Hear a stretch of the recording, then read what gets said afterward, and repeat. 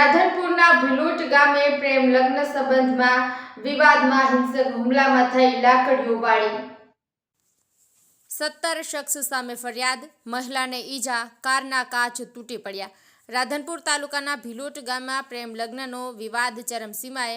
યુવકના ઘરે યુવતીના પરિવારે કર્યો હિંસક હુમલો। 17 જેટલા લોકોએ લાકડીઓ લઈને યુવકના ઘરે ધસી આવ્યા હતા।